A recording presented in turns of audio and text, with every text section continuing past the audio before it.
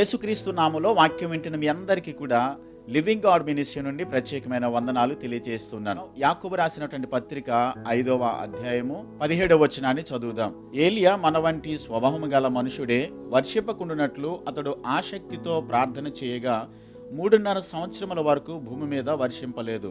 అతడు మరలా ప్రార్థన చేయగా ఆకాశము వర్షం ఇచ్చెను, భూమి తన ఫలం ఇచ్చెను. క్రైస్తవ విశ్వాస జీవితాన్ని కొనసాగిస్తున్న ప్రతి ఒక్కరికి కూడా ప్రార్థన అనేది చాలా ప్రాముఖ్యమైనది. ప్రార్థన శక్తివంతమైనది. ప్రార్థన పరిస్థితులను మార్చగలదు. ప్రార్థన దేవునితో గడపడం. ప్రార్థన అనగా దేవుని సన్నిధిని అనుభవించడం. ప్రార్థన అనగా దేవునితో మాట్లాడడం. సర్వశక్తుడైన దేవునితో మనం మాట్లాడడానికి, సర్వశక్తుడైనటువంటి దేవుని సన్నిధిలో మనం గడపడానికి ప్రార్థన ఎంతో ప్రాముఖ్యమైనది అనే సత్యాన్ని వాక్యం మనకి స్పష్టంగా చెబుతుంది. ఎంతోమంది ప్రార్థించారు, ఎంతోమంది దేవుని సన్నిధిలో గడిపారు, ఎంతోమంది తమ హృదయాలను కుమ్మరించి కన్నీటి ప్రార్థన చేసినప్పుడు దేవుడు వారి ప్రార్థనలు ఆలకించి వారు చేసిన విన్నపానికి దేవుడు సమాధానం ఇచ్చారు. ఇక్కడ వాక్యంలో మనం చదువుకుంటున్నాం, ఏలియా మనలాంటి స్వభావం గల మనుషుడే అయినప్పటికీ కూడా అతడు చేసినటువంటి ప్రార్థన దేవునికి ఇష్టమైంది గనుక ఆ ప్రార్థనను దేవుడు ఆలకించి సమాధానం ఇచ్చారు. మనలాంటి స్వభావం గల మనుషుడే. చూడండి, కర్మేలు పర్వతం మీద నిజమైన దేవుడు ఎవరో తేల్చుకోవడానికి 450 మంది బయలు దేవత యొక్క ప్రవక్తలను పిలిపించి అతడు ప్రార్థించినప్పుడు దేవుడు ఆకాశము నుండి అగ్నిని కురిపించి యెహోవాయే నిజమైన దేవుడు అని చెప్పని రుజువు చేయడం జరిగింది. ఆ సందర్భం జరిగిన తర్వాత ఏలియా ఆ ప్రవక్తలను చంపించినప్పుడు యెజెబెలు రాణి ఏలియాను చంపుతానని చెప్పి భయపెట్టినప్పుడు ప్రాణభయంతో పారిపోయి ఒక బదిరి వృక్షం కింద కూర్చొని ఇక నేను బ్రతకడం కన్నా చావడమే మేలు అని చెప్పని అలాంటి పరిస్థితికి వచ్చాడు. చూడండి, మనం కూడా మన జీవితాల్లో ఏదైనా సమస్య వచ్చినప్పుడు, ఏదైనా ఇబ్బంది కలిగినప్పుడు, ఏదైనా శోధన మనకి ఎదురైనప్పుడు అలాంటి సందర్భాల్లో సర్వసాధారణంగా మనం అంటాం కదా, అసలు దేవుడు ఉన్నాడా, దేవుడు నా ప్రార్థన ఆలకిస్తున్నాడా, నిజంగా దేవుడు ఉంటే నాకెందుకు ఇన్ని కష్టాలు, నిజంగా దేవుడు ఉన్నట్లయితే నాకెందుకు ఇలాంటి సమస్యలు అని చెప్పని మనం ఎన్నో సందర్భాల్లో దేవుని మీద తిరుగుబాటు చేస్తాం, దేవుణ్ణి ప్రశ్నిస్తాం. ఇలాంటి పరిస్థితులు, ఇలాంటి స్వభావాన్ని మనం కలిగి ఉన్నాం. 16వ వచనంలో మనం చదువుకుంటాం, నీతిమంతుని యొక్క ప్రార్థన మనోపూర్వకమైనదే, బహుబలము గలది.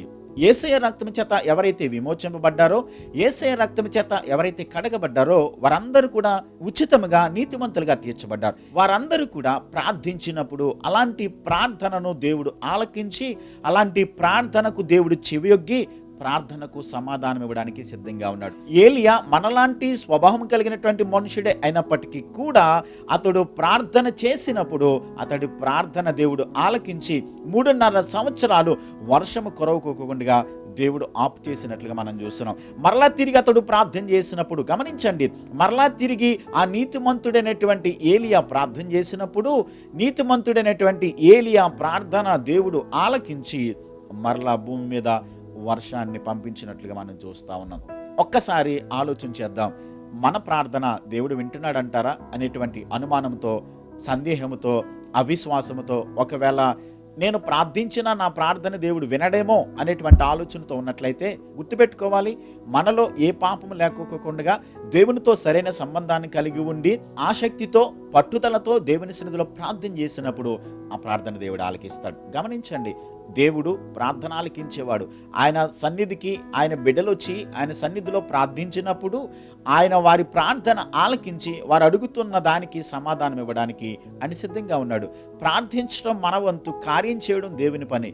ఆసక్తితో చేసేటువంటి ప్రార్థనకు, విశ్వాసంతో చేసేటువంటి ప్రార్థనకు, పట్టుదల కలిగి దేవుని సన్నిధిలో నిరీక్షణతో కనిపెట్టి చేసినటువంటి ప్రార్థనకు దేవుడు సమాధానం ఇస్తారు, ప్రతిఫలం ఇస్తారు. తగినటువంటి కార్యమును తగిన సమయంలో ఆయన కార్యం చేయడానికి సిద్ధంగా ఉన్నాడు. కాబట్టి సందేహంతో ప్రార్థన చేస్తే, పట్టుదల లేకుండా ప్రార్థన చేస్తే, ఏదో ఆనవాయితీగా మనం ప్రార్థన చేయాలి కాబట్టి ఏదో దేవుని సన్నిధికి వెళ్ళి కొద్దిసేపు మన అవసరతలు ఏదో చెప్పుకుని వచ్చేస్తే దేవుడు నా అవసరతలు తీర్చేస్తాడులే అనే ఆలోచనతో కాదు, కానీ ఆసక్తితో, విశ్వాసముతో, పట్టుదలతో దేవుని సన్నిధిలో ప్రార్థన చేసినప్పుడు ఆ ప్రార్థన దేవుడు ఆలకిస్తాడు. అలాంటి ప్రార్థనకు దేవుడు సమాధానం ఇస్తాడు.